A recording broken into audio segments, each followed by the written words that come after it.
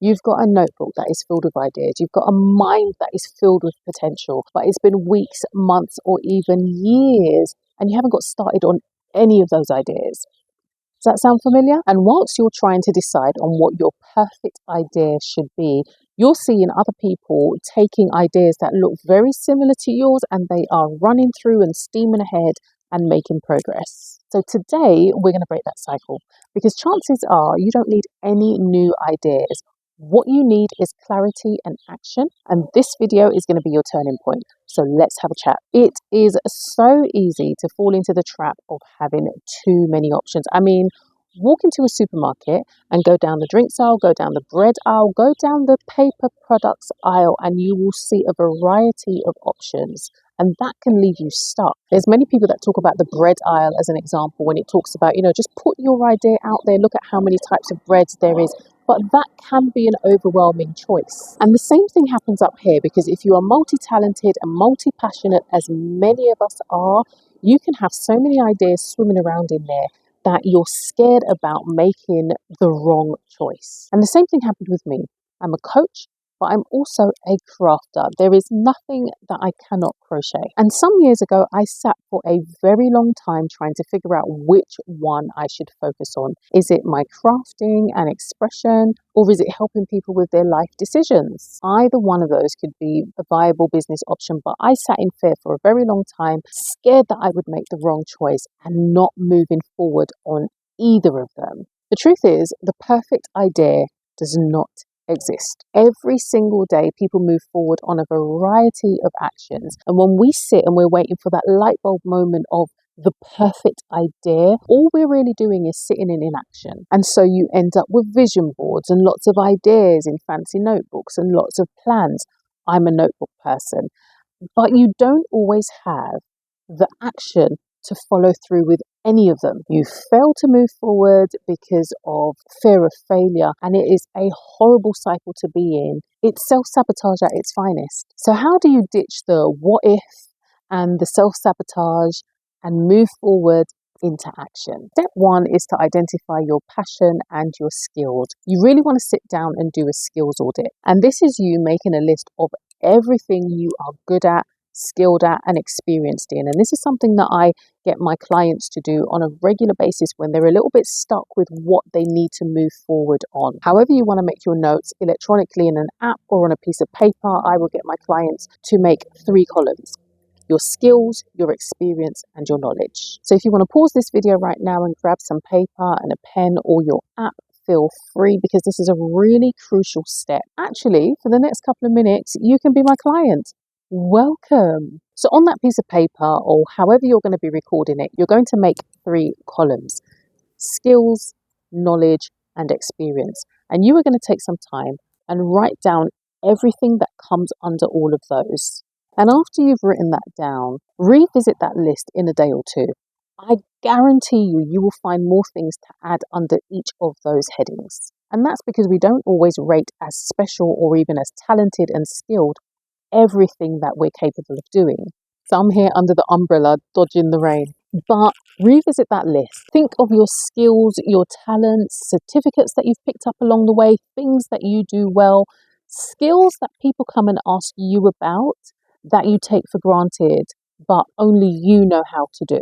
All of that stuff, write that down. So now you've got a list of all of the things that you're capable of doing, and now you've got to choose one. So how do you choose one? You need to think about one that lights you up. Something that if somebody was coming to you every day for this thing, that you wouldn't get bored of doing. Think about the one that would leave you feeling fulfilled. Think about the one that is aligned to your values and your long-term goals. And then you need to create your plan. And that plan will hold your goals, your strategies, your systems that will help you hit your upcoming milestones. And then you're ready for step 2. The step 2 is market research. Do people actually want your product or your service, or is it just something that you and your Auntie Mary like? And if it's just you and Auntie Mary, then it's not viable. So we're going to move forward on the basis that you have chosen something that is a viable option and you've established that there's demand. So now you need to understand your chosen audience and your clients. You need to figure out where the gaps are, what your competitors are doing, and what are the trends. And you really need to figure out what makes you special. What's your USP? Why is it that people would come to you for your product and service and not to anyone else? Because I guarantee you there are lots of people who are already doing what you're thinking of doing. And to figure that out, I speak about the 5 W's of business, self, and client. And that's the who, where, what, when, and especially the why. I encourage everyone to get really clear on this for yourself, your business, and your client. When you go through this exercise, there are some that will overlap, but that just shows where the clarity and synergy is. And if you want help to go through it, download the first 3 chapters of my ebook. That's absolutely for free. And in chapter 1, it will walk you through how to work through the 5 W's for yourself. And then you go ahead and you do that for your business and your client. That will give you the clarity that you need to flesh out your plan. And for many people, when we start thinking about an idea, the first thing we start thinking about is the how. When you figure out those 5 W's, the how will come. So go in the description below and download your free copy. And chapter 1 will walk you through it. So when you figure out all of that, you really want to validate your business idea by getting feedback from your potential clients and your customers. And you can do that through a strategic content plan, conducting surveys, hosting focus groups. And when you speak about your idea with your ideal audience, you get the feedback that you need that is focused to your business. You also need support from those who have gone before you, because this is not a journey that is easy. Find industry experts, find a mentor, get a coach. You really do need a support system. It's really important because this path can be confusing, it can be isolating, it can be very lonely, especially where sometimes when you're going into business and you've got all of these ideas, the people that are closest to you and around you do not always understand what you're doing, and they're not always going to support you in the way that's needed, or they may not even just have the skills to support you because it's not their field. So you need people who can be around you, who are knowledgeable, who are supportive, who speak the same language of growth and development. And if you're trying to start a business or grow a business with no support, have a look at my video, whichever side it's going to be on how to start a business when you have little support. So now you can stand behind your business because it's backed by research and you've got your support. You're ready for step 3. And step 3 is taking action. We're not going to leave all these ideas sitting in notebooks and vision boards anymore. You actually have to do something with it. And guess what?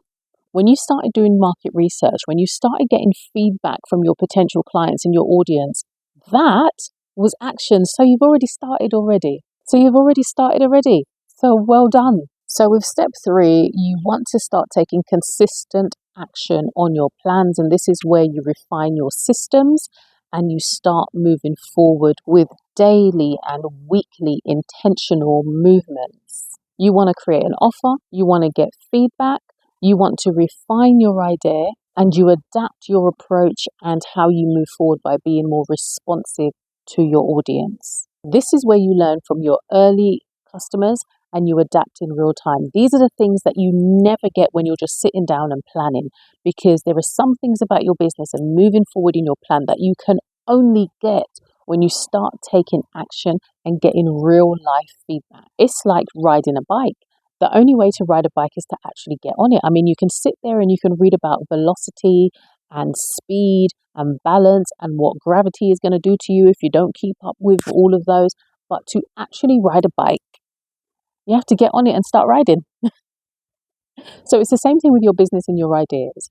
In order for us to get into business, in order for our ideas to take on life, we have to take action. You can't assess it, you can't understand it, or actually know what to do with it until you're actually stuck in. It's kind of like somebody describing tepid water.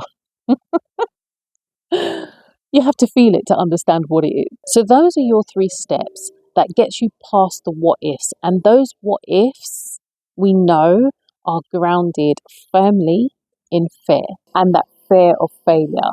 And fear of failure is always going to be there. It isn't something to be ashamed about, but it's something that we have to learn how to work through, because the fear is real, that you want to be able to support yourself, you want to be able to provide for your family, and you have to find a viable way of doing so, whatever that is. But the one certain way of making sure that an idea never works is to never work it. So fear is never going to go away. But what we need to learn is how to embrace experimentation, to get comfortable with testing ideas and not being afraid to get things wrong. I did a workshop the other week, and somebody on there was saying that there is absolutely no such thing as failure, because all it does is teach us a new way of doing things. And all it is learning. And when we begin to embrace that, when we begin to move forward and not be afraid to get things wrong, knowing that we need to test and review and revise, then we start moving forward and we stop just sitting on mounds and mounds of notebooks and ideas that are just filled with plans and pipe dreams. One of the biggest mindset shifts that we all have to embrace is that moving away from perfection to progress. Because there's absolutely no way that things can ever be perfect, but we can strive to be close to it. But the only way that you can do that is by practice. It's kind of like cake decorating. The people who make the most beautiful cakes never started out that way, but they practiced and they put in hours and hours and hours of work until you look at it and you think, oh, perfection. They never got that just by sitting on an idea and looking at pictures of cakes and putting the pictures of cakes up on their wall. So you will get that practice and get closer to perfection by showing up, by following your systems, and that will be you making progress and getting feedback in real time. That builds up your confidence and keeps you motivated. So in order to take that risk and push past that fear, it's important to not waste too much time when it comes to ideas moving into actions. And that looks like not waiting for the perfect time. Choose your idea, start small, launch quickly. And as you progress, things develop. Remember I told you that I am a coach, but I'm also a crafter, and I decided to choose coaching over crafting. As time went on, I was able to lean back into crafting and do a little bit more of my crocheting, which leads to balance in how I'm working. So those are the steps that will help you move forward. Identifying your passion, doing your research, and taking action. So, my lovely client, for the last couple of minutes, as we get to the end of this session, I would love to hear from you. After you've completed your skills audit, drop a comment below with which idea you're going to take forward so that I can cheer you on. And this ends our coaching session for today. Until the next video, bye.